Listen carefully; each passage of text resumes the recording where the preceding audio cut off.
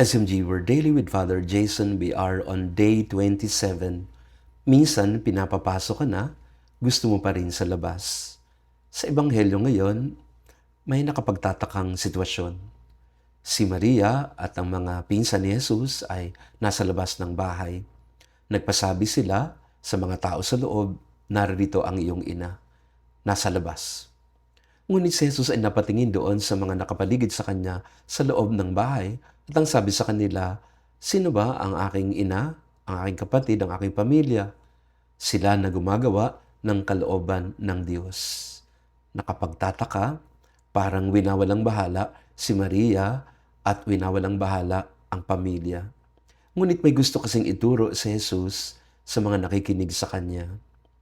Sino nga ba ang tunay na pamilya ni Jesus? Sino ba ang tunay na nagmamahal sa Kanya?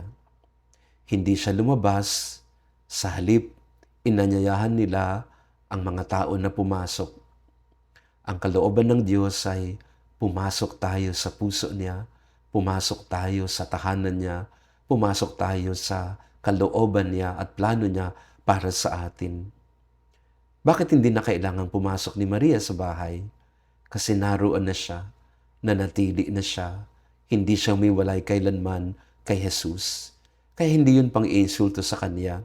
Sa halip, iyon ay paraan ni Jesus ng pagtuturo sa mga tao na sumusunod sa kanya. Gusto ba ninyo na mapasama sa aking kaharian? Dito kayo sa loob, huwag kayo dyan sa labas. Ang ibig sabihin ng nasa labas ay ayaw mo na hayaan ng Diyos na turuan ka, gabayan ka, maghari sa puso mo at kalooban mo. Ang tunay na pamilya ni Jesus ay yung nagpapapasok sa Kanya sa tahanan ng kanilang puso, ng kanilang kalooban at tahanan. At si Maria ang unang gumawa noon.